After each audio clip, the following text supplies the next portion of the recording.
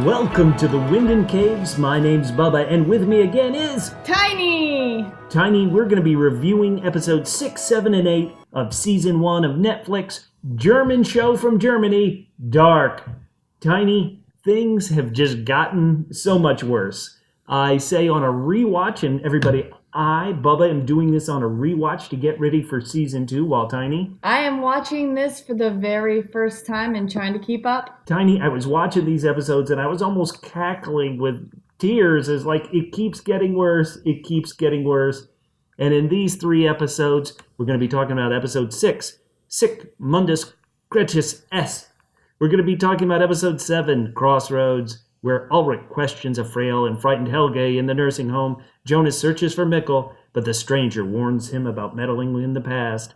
And episode 8, As You Sow, So You Shall Reap, which happens in 1953. The disfigured body of 2 boys are exhumed at a construction site, the future location of Winden's nuclear power plant. Oh, and I was just cackling about how everything is going to hell. That is an unusual reaction. That is not the same reaction that I was having. I was just, again, trying to keep up, trying to keep track of who's who, introducing a third level of characters for the same character, I guess actor for the same character. It's a lot. It is a lot. I loved episode 6. I call it the slap episode, where we had Katharina slapping her daughter Martha when Martha says, "Oh, forget it, Mom, Mikkel's dead." Then we had Katharina also slapping Regina when Regina's talking trash about her family and how she's always been kind of terrible based on what she did to Regina back in the 1980s. Seems legit. And then we had the awesome slap between Hannah and Ulrich when Ulrich said something really terrible. Later in this episode, we're going to talk about our favorite slap of them all. But on this rewatch, I have to be honest, episode 6 might be my favorite just because the drama is so high, people are so crazy, it's incredible. Now, Tiny, as we do every week, we are going to have a main discussion where we only talk about these 3 episodes. But as there's time travel in Dark, we have time travel here in the Winden Caves. You have now seen all 10 episodes. When we talk about the 3 episodes we're talking about today, you will have only seen up to episode 8. But now you've seen all 10. What would you tell to past Tiny from the perspective of somebody who's seen the entire first season? I would say to past Tiny, don't expect a lot of answers to be had at the end of the season. All right. Now, before we get into our main discussion, future Tiny, I wanted you to hang with me for one more second. And I was thinking about something in the old days, and I'm talking a decade ago, probably before Netflix and these kind of things, when you would see popular shows around the world, they would get remade for an American audience. Oh, that's a great point.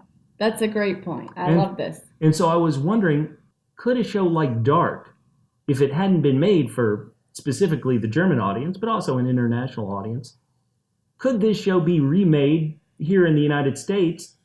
And would it succeed? Would it be good? Do you think it would work if you changed its location to this continent and this country? Well, first of all, I think the dubbing is so good, I'm not sure there's a reason to remake Dark. The second thing is I love the platform of Netflix. I think people expect something a little bit more interesting from Netflix. So would it run on must-see TV back in the 90s, 10 years ago? I'm going to go with no. It would be hard to put such a complex show, to break it up with commercials, number one, would be incredibly difficult. So maybe it could air on AMC, maybe it could air on HBO. But yeah, I would have a hard time seeing them be able to remake the show as successful, certainly as it's been here in the first season. A final thing I want to talk to you about, Tiny, before we get into our discussion of these 3 episodes, is that I've seen some reviews of this show, and they're positive reviews, but they say none of the characters are likable. I think people are saying that because they all do some very questionable things, and so far we have really seen characters do some really questionable things. Do you find the characters likable, and is that a turnoff? What do you think? Well, I've been Team Ulrich, but I gotta say this last bout has kind of turned me, not against him, but just not necessarily a fan. I think we can still root for Jonas. I think Child Mikkel, while kind of weird looking, is you feel bad for him too. I feel very bad for Mikkel. And I want to say, were the characters on Breaking Bad characters you could look up to? I love Jesse. Right, but he was a criminal. He was making meth. He was a drug addict. He had his flaws, but he was likable. I think, and I'll get into a lot of... He was doing the best with what he had.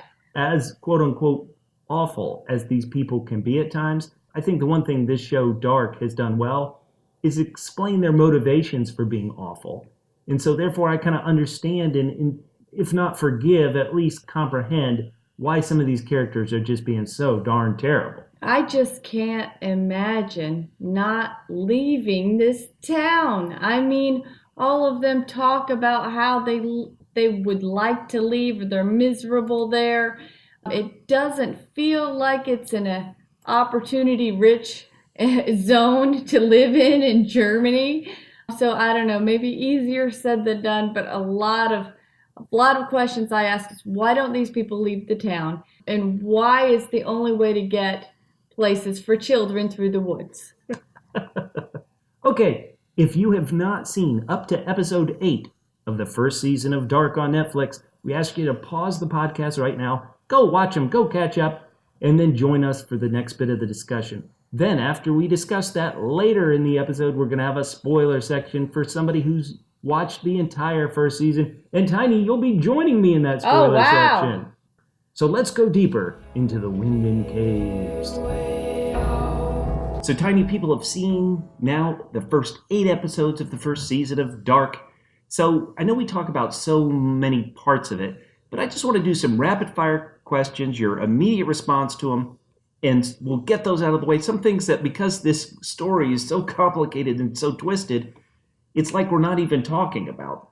So just right up at the top, is there a particular actor whose performance has really stood out above the rest? Are they all uniformly great, or is there one actor where you see it and you're like, man, this is incredible? I think they're all great. I said it before. I really like Ulrich because young Ulrich really looks like old Ulrich.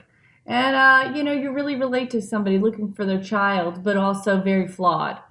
Well, that gets to my next good question. Which pair of actors have they done the best with, matching the young version and the old version up with?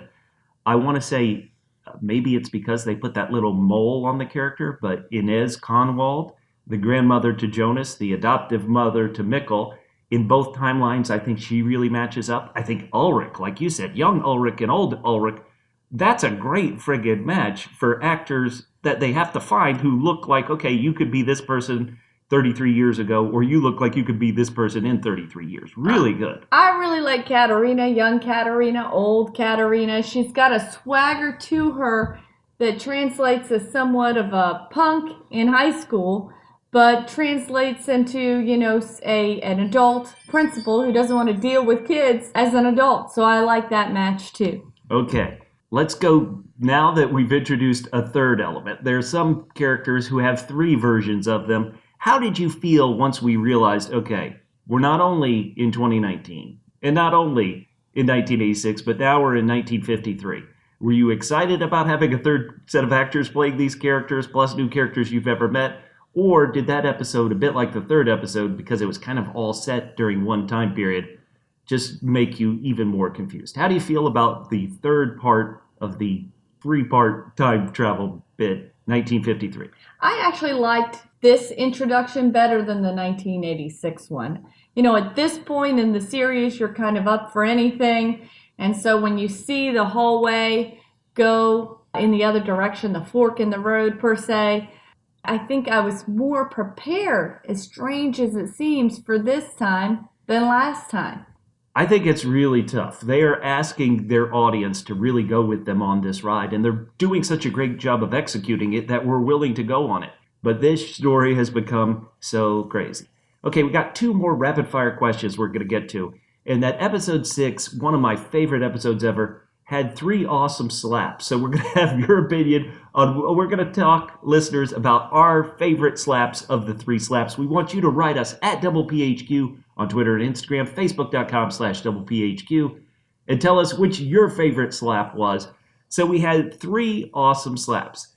So one candidate for best slap happened in the school hallway. where Regina and Katharina, the principal, really had it out. And this was almost more of a flat-out fight than a slap. But it started with a slap. Magnus, Katharina's son, had to pull his mom off Regina in the hallway. That was pretty good. Look, I mean, Katharina's missing Mikkel right now, but Team Regina on this. I mean, she takes aggression. She has been holding this in, being tied to a tree for a long time, falsely accused of falsely accusing someone else.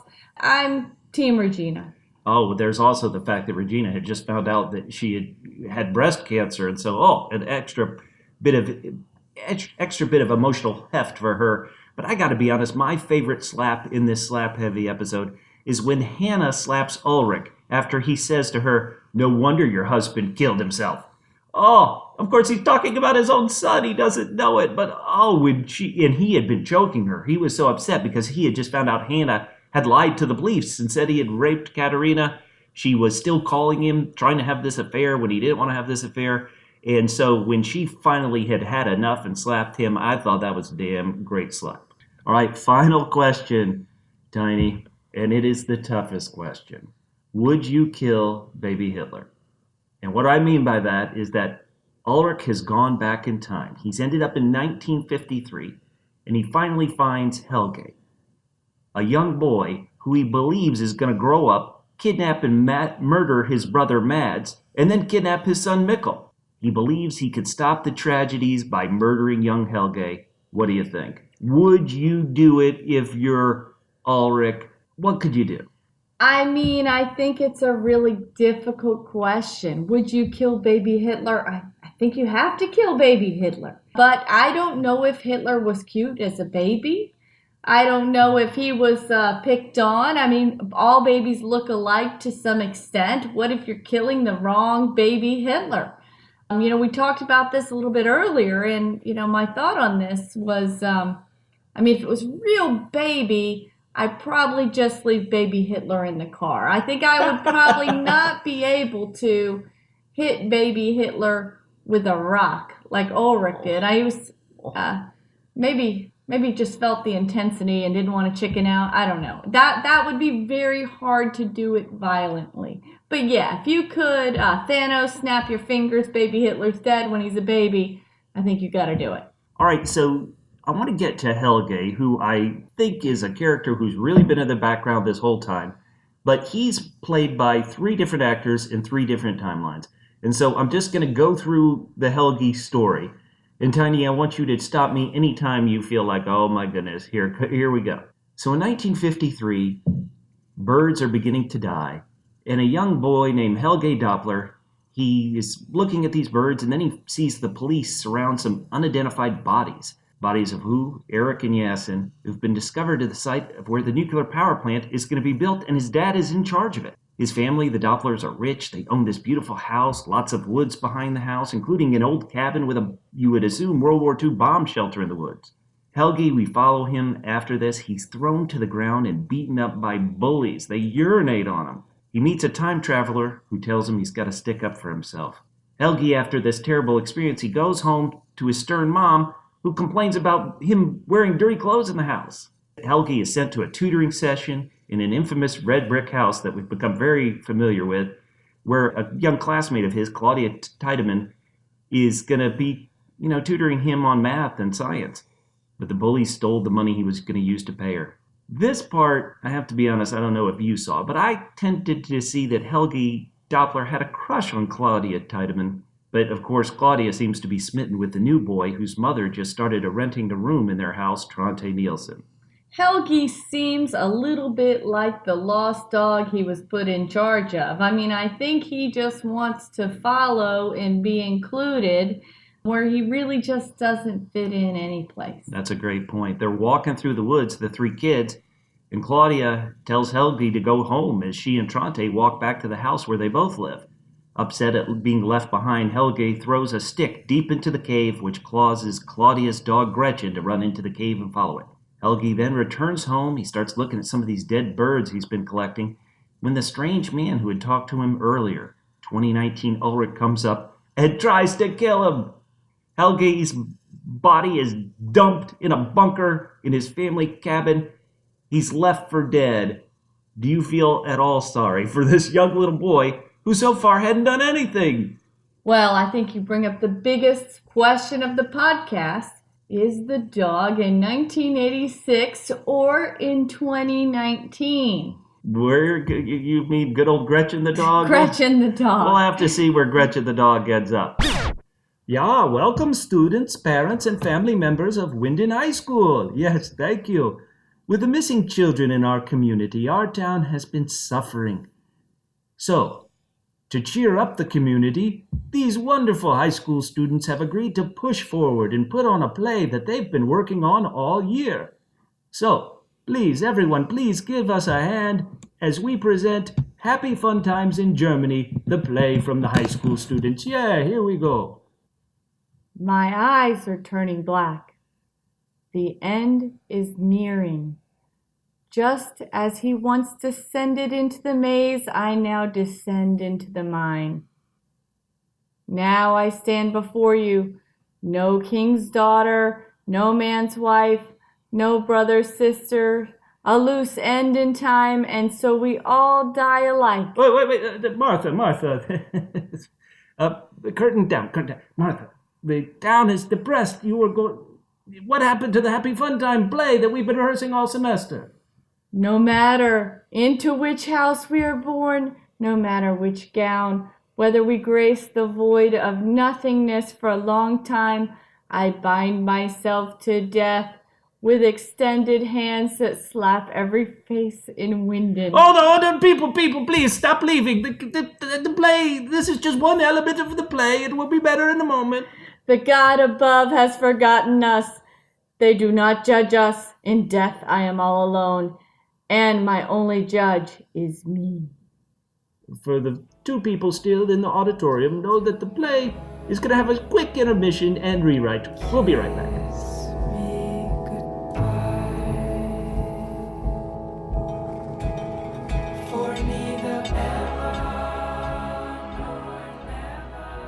All right, so let's follow Helge after he's been beaten to near death and left in a bunker on his family's estate where nobody knows he is. 33 years later, 1986. Remember, his dad is president of the nuclear power plant. What is he doing? He has to work as a guard. Possibly because he had his brains beat in. Possibly because he wasn't good at math and science and was being tutored anyway. But who shows up? The girl who used to tutor him, Claudia Tiedemann, who's being named the new president. He gives her a book on time travel as a gift. Helge is seen by this woman, Jana Nielsen. He's seen arguing in the woods with a priest, we assume Noah. Soon after, on the night of Mad Nielsen's disappearance, Helge has ended his guard duties, but instead of going straight home, he takes the long way home to his cabin. Helge loves eating in 1986. We see him eat this Raider bar, which is what they used to call Twix candies in Europe. Now, the police detective at the time, the father of the girl he had a crush on, Claudia Tiedemann, Egon, he wants to question Helge about where he was on the night of Mad Nielsen's disappearance and why he took the long road home, according to him. But we know, from everything we know, Helge never gets questioned by Egon. Sometime right around this point, Helge has an accident. This accident seems to be the reason why Helge's son Peter moves to Winden in 1987. The final bit of our time with Helge, he's seen as senile, he's running around saying it's happening again, he's got to stop it. He's witnessed in 2019 by this same woman, Jana Nielsen, arguing with a priest who is seen not to age at all. Helge is attacked in his room, in his retirement home room, by 2019 Ulrich, the same man who tried to kill him in 1953. Helge decides, okay, he's got to change the past. He walks out into the Winden caves. Ulrich follows him into the caves. So I guess we assume Helge is in 1986. He took the other fork. Meanwhile, Ulrich is beating him up in 1953. What are the odds? Very bad odds. So this character who's been introduced very subtly, starting to become a big part of the mystery. After all of this, how do you feel about Helge? And I'll go ahead and I'll start it off. Young child Helge, I felt sorry for. Yeah, he threw the dog into the cave, but he hadn't done anything. This old man nearly kills him, for God's sakes. Middle-aged Helge, meaning 1986 Helge, that's the one I really wonder what he's up to, because it seems like if he has a relationship with Noah, it's obviously he's involved in this, possibly very deeply. And then, of course, 2019, I feel sorry for him again. He's a senile old man, and he's getting attacked. Yeah, it's hard to know what he knows, what he thinks is reality. I can't blame him for not keeping that clarity on that. But I agree. Obviously, middle-aged Helge is the one who is up to something, and the one that, I don't know if you say any of them are likable, but that's the one you wouldn't want to be left alone with, I think. Right, but is it possible, and we're going to have 2 more episodes possibly to solve this, if 1986 Helge wouldn't be involved in possibly evil things if he hadn't been attacked and killed by a complete stranger? I was thinking that earlier. What if Ulrich has caused this brain damage that's made Helge this way? I think that's entirely possible. All right, one other character we want to get to, and then we'll move into the spoiler section, Jonas. So let's cover Jonas through these episodes. He doesn't tell his mom that he now has a suicide letter from his dad, but instead he enters the Winden caves armed with his father's notes and the equipment from the package sent by the stranger. Within the caves, he finds a door with a Latin phrase, "Thus the world was created." And after crawling through it to the other sides, he finds himself where in 1986. A van drives by, and who is it? It's his 14-year-old mother, Hannah, with her father, offering him a ride, warning him about acid rain from Chernobyl. Tiny, if you could go back 33 years and see your parent as a small child, would you seemingly freak out because you weren't sure time travel existed?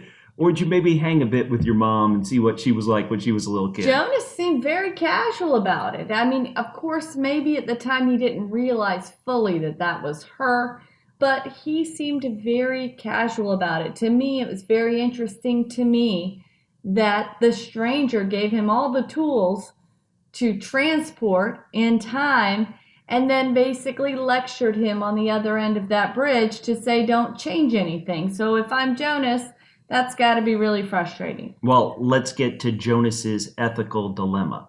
He sees young Mikkel. He knows, okay, I think this is how you time travel, crawling through the cave, yet he decides not to bring Mikkel back to 2019.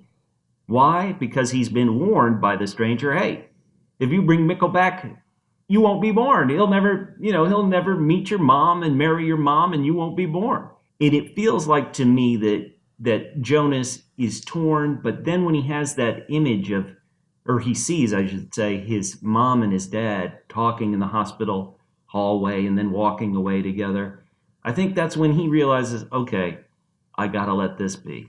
He later gets back to 2019. He tells he wakes up his mom and he says, Dad loved you very much. And for Hannah, who has really done some terrible things, this was a very, I almost thought, warm moment between child and mother. But let's get back to the ethical thing. You're Jonas. Do you give up your existence to save your dad's young life? I don't even know if it's a question of ethics. I think it's just a question of choices. And I really liked it when the stranger said, and I think this kind of teed up the rest of the episodes for me, is he said, when you choose one thing, you're saying no to another thing. And paraphrasing a little bit there. But that is kind of exactly the way every episode is that when somebody chooses something, they're saying no to something else if they've changed the past. All right. We're going to go deep, everybody, deep into spoilers. If you've watched the entire first season, join with us deeper in the Winden Caves to talk about the entire run. If not, check out right now. Remember, you can write to us and give us your feedback. What would you do if you were Jonas? Do you feel sorry for Helge? At PHQ on Twitter and Instagram, Facebook.com/PHQ. We want to hear from you in the past, future, and present.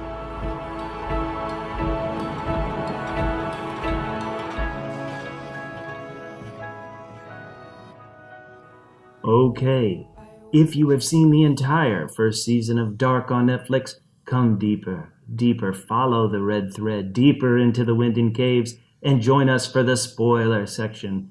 Here we're going to talk about things, theories, and ideas that come to mind after watching the first season of Dark on Neflix. Last week, spoiler section, I teased it a long time. I think you watch this show, you watch this first season, and the question you have, who is Noah? The stranger turned out to be Jonas from the future. Is Noah the same? Joining me, because she has now seen the entire first season, is Tiny. Tiny, how you doing? Hey, what's up, everybody? I'm on the same level as y'all now. Tiny, during our watch, I couldn't say anything, but you made a prediction about Yasin, the young deaf boy who got kidnapped, and you predicted, is there any chance that he turns out to be Peter, the father of Elizabeth and Francesca, and the female cop's husband, the therapist? Turns out no. Yasin is killed and his body is brought back to 1953, but I love your thinking about this. Now we have to get into the thing that has torn up Reddit, that has torn up the message boards. Who is Noah? Number one, do you believe Noah is a character we've already met? Yes or no? What do you think? I don't. He feels too much of a mastermind to me to feel like he's somebody we've already met. That would be the perfect twist, or maybe it would be a twist if he wasn't. I'm not sure where the twists are anymore. My gut is he's not somebody we've met before. Well, let's talk about some of the big theories that are out there on Reddit, out there online. And I'll start with the one that I tended to think of when I watched Dark the first time. In my mind, Noah looked an awful lot like Bartos. It also kind of made thematic sense that if future Jonas was coming back through time to talk to his younger self, to kind of point himself in the right direction, it also made sense to me that Noah, aka older Bartos, might go back in time and do the exact same thing to himself. I've brought up a picture, we're looking at him right now. Is it physically possible you could see young Bartos growing up to be Noah? I definitely see the resemblance, absolutely. It's not a match for a match, but I can see how you can make the stretch. The only thing obviously being a big differentiator is the eyes. Oh, so good. And we're going to talk about those eyes and how they influence so many other theories as we go deeper into this. Another thematic reason why I kind of thought, Bartos has to grow up to be Noah, is this would kind of be a tragic tale, an epic tale, the kind that goes back to Greek theater.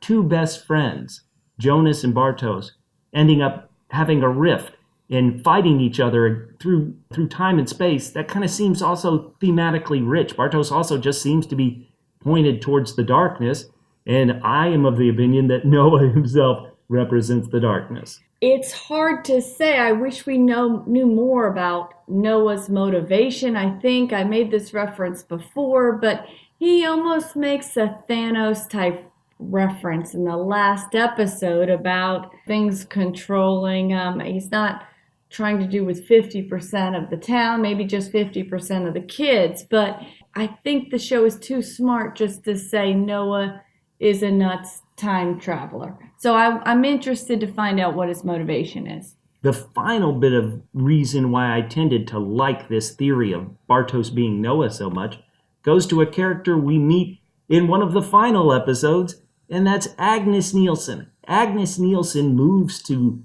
Winden in 1953 with her son Tronte, who is Tronte? He's Ulrich's father, the kid's grandfather.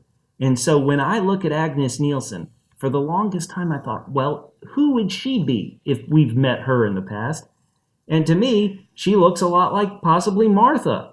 Now, maybe not Martha in 33 years, but maybe Martha in 20 years. And I thought, okay, we know Agnes Nielsen was married to Noah. Who would Bartos have married? He would have married his high school sweetheart, Martha.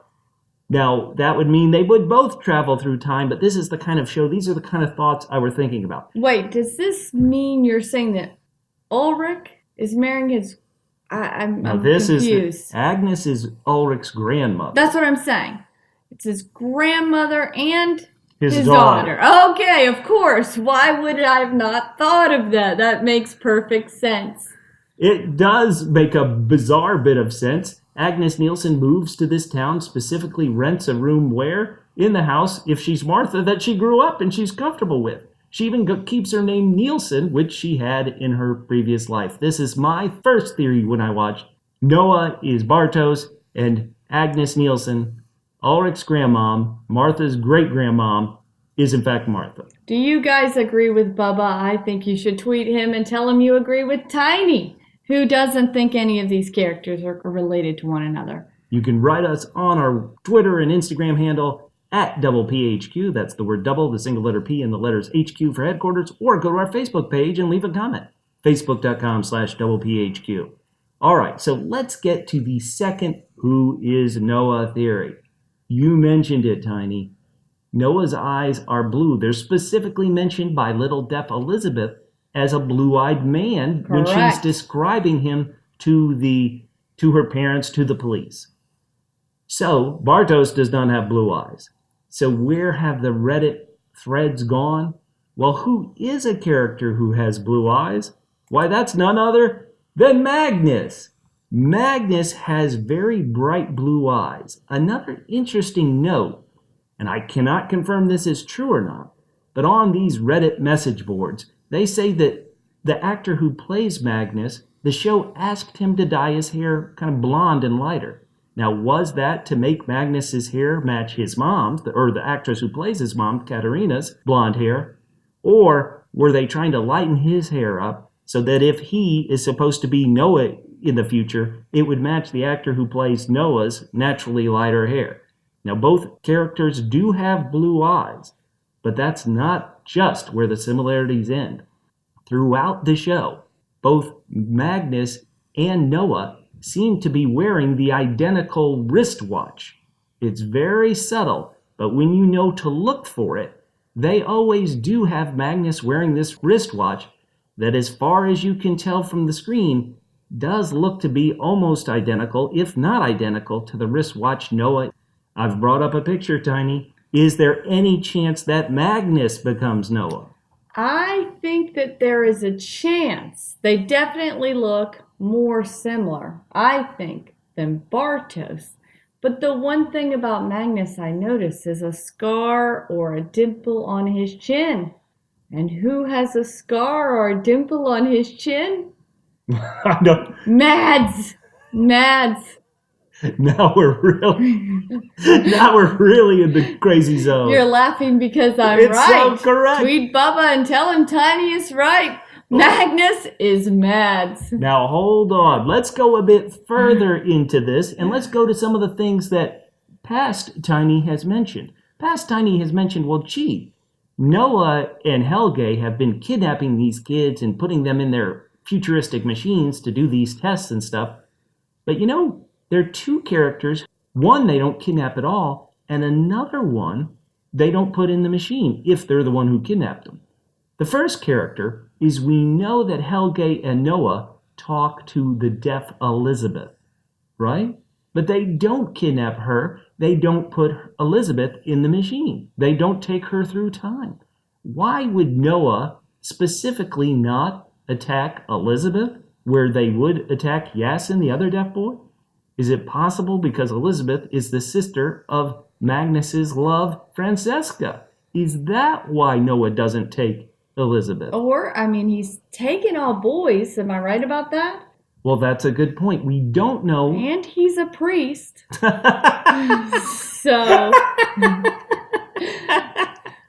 Well, let's keep going, though. We don't know who grabbed Mikkel and forced him through the time portals in the cave. If, once again, that was Noah and Helge, why wouldn't they have strapped Mikkel Nielsen into the chair? Is it possible because it would be Noah/Magnus's brother? That is, of course, these are some of the things people are talking about on Reddit. It doesn't mean it's true. Theoretically, we're going to get our answer in Season 2 of Dark, but those are some of the theories out there. So why does the stranger say when is Mikkel when there's really only two other options? He's in 1953 or he's in 1986. Seems like the stranger would have some capacity to have already done that homework. Maybe he was just making a joke and... Well, no, I think your great question is, based on what we know, the stranger, a.k.a. older Jonas, knows the answer to that question. He knows that Mikkel is in 1986. Exactly. So why would he have written When is Mikkel? The only thing you could assume from the first season is that he knows Regina's going to go in and find that newspaper article. Perhaps Regina shows it to the cops, which reinforces the thing. Charlotte, the female cop, has already seen a picture of Ulrich in 1953. Perhaps older Jonas / future Jonas is trying to let people know about the time loop. But that's a great question. When he writes, When is Mikkel? He knows the answer to it. Exactly. In this theory that if Magnus is Noah, well then who would be Agnes? Why, that would be Francesca. Is there any way, and I brought up a picture of Francesca Doppler, boy this is so tough, and Agnes Nielsen in 1953, is there any chance Francesca could grow up, she'd have to dye her hair, but become Agnes Nielsen? Now, Bubba, you are basically taking actors and reversing the time to say that people in 2019 are older in 1953. Do you think it works like that? One thing I would wonder is we have seen Noah and Helge putting these kids in this contraption, which they say is them trying to build a time machine. I would personally wonder, well, why do you need to build a time machine when you've got the 2 tunnels that seem to work? But perhaps it's because you want to go to other places other than 1953 or 1986 or 2019. And so how in the world could somebody really successfully use the power? Because the time machine is being built in that bunker, which is apparently right above the time tunnel, the time warp down in the caves. Could somebody use that to really travel through time indiscriminately? Is that why Noah seems to really be able to be everywhere? These are all questions we're having. Some people are having on Reddit. Some people are like, I give up. So Noah has a Jedi gone wrong complex, is what you're saying? He wants to go back in time to save somebody? Well, he said he wanted to correct humans' mistakes. That seems to be why he's torturing these kids, because he doesn't want to be the one testing out the time machine. Fair enough. I think we give him that. So let's go to the latest and possibly craziest theory that's out there, and it's actually gaining a lot of traction right now. It's not that Bartos, who doesn't have blue eyes, grows up and becomes Noah. It's not that Magnus, who does have blue eyes, grows up and becomes Noah. But it's a third character who has blue eyes, who would grow up to be Noah. Who is that character? Yes, go online, search dark. What you're going to see a picture of is a picture of Jonas. Half the screen is Jonas's face, half the screen is Noah's face. Right underneath that, you're going to see half the screen is Bartos's face and half the screen is the stranger's face. People out there are pushing that the stranger isn't actually future Jonas, but he's future Bartos, and that Jonas in the future becomes Noah. Both Jonas and Noah have the blue eyes. You're looking at this crazy picture that is blowing up the Reddit conspiracy theories right now. Is there any way, let's just forget about the plot mechanics of it, is there any way physically you could see Jonas growing up to become Noah? You know, I actually like this theory a little bit. It's a twist on a twist. So I would say yes, we're looking at the pictures in studio. I would say yes. The only thing is, and I don't know how particular Neflix is about matching the older actor to the younger actor, but the stranger has a mole on the opposite side of the face as this meme that Jonas doesn't have at all. So I don't know if that's, they've taken great care with Enos, that's her name, right? With Correct. with the mole. So they've taken great care to ride that consistently. So maybe the stranger is Enos. Listeners, we are throwing out theories. We are throwing out possibilities. The show makes you think this. As Tiny alluded to in our intro, it ends on a whopper of a cliffhanger. This is probably the last spoiler section I'll ever be invited to, but might as well swing for it. Heck yeah. Listeners, we want to know your theories. Is it possible? Let me say, we didn't cover all the theories. There's some theories that Noah is one of our main character's child who's grown up and then decides to go back to 1953 for reasons we will learn. Tiny, thank you for joining me deep, deep, deep in the Winden Caves. Let's tell everybody what they're going to expect next. Give everybody a subtle hint of your thoughts on the final 2 episodes. Wow, the final 2 episodes are going to tie up a few things, but leave a lot more open. So if you're expecting a bow at the end, you better just buckle up and get ready for more twists. For everyone here in the Winden Caves, my name's Bubba. You can reach out to us again. Please do it. We only do these podcasts because we love talking to you. Reach out to us at PHQ. That's the word double, the letter P, and then the letters HQ for headquarters. At PHQ on Instagram and Twitter, Facebook.com/PHQ on that popular social media site. Until next time, you'll find us deep, deep, deep in the Winden Cave.